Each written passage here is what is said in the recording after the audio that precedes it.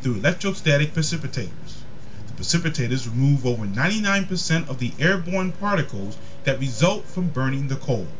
In 1994 and 1995, low nitrogen dioxide NOx burners were added to meet the Clean Air Act requirement.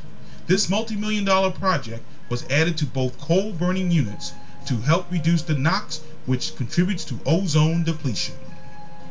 Emissions are then released through a single stack that stands 729 feet tall, 175 feet higher than the Washington Monument.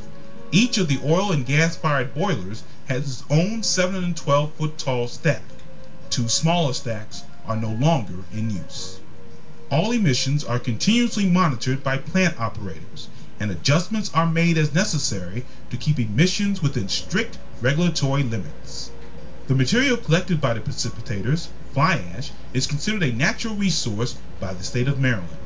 Chalk Point fly ash is transported by truck and stored at a Pepco-owned facility in nearby Brandywine, Maryland. The burning of coal also creates bottom ash, which, although a waste product, has a number of uses.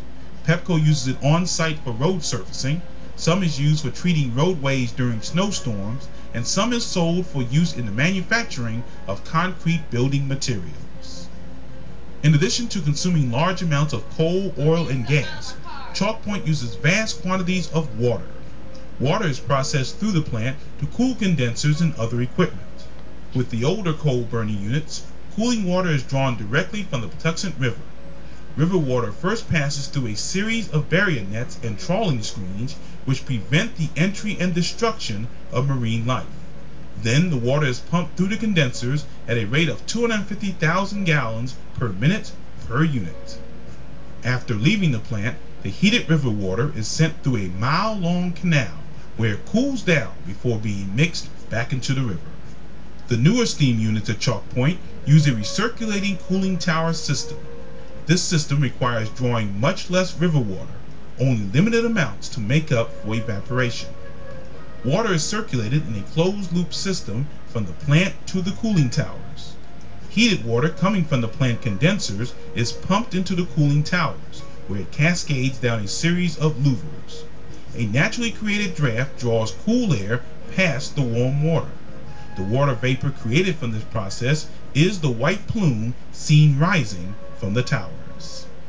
In addition to controlling and monitoring air and water quality, the company has instituted a number of environmental preservation and enhancement projects based at Chalk Point. Since 1985, the Aquaculture Center at Chalk Point has raised and released more than 3.6 million rockfish, nearly 150,000 yellow perch, several thousand American and hickory shad, as well as Atlantic sturgeon, an experimental project directed by the state of Maryland. Restocking a major southern Maryland freshwater resource, the Zakaya Swamp, with fish is an important project for us. In 1998, volunteers from Pepco's Chalk Point Station, Stores, and Water Management Department worked along with the state of Maryland, the Chesapeake Bay Foundation, and the Oyster Recovery Partnership Program to help restore 2 oyster bars on the Patuxent River. Along with Pepco's co-sponsored Maryland Conservation Corps Summer Job Program, we constructed a mile-long nature trail and an observation tower that overlooks some 750 acres of woods and wetlands. In addition, the company commissioned the Conservation Corps to construct an erosion control facility to prevent shoreline damage along the Patuxent River.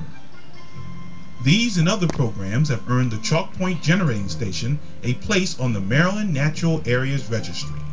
Producing power while complying with ever more stringent environmental regulations is an increasingly challenging task. Pepco is committed to providing reliable and economical electricity in an environmentally responsible manner.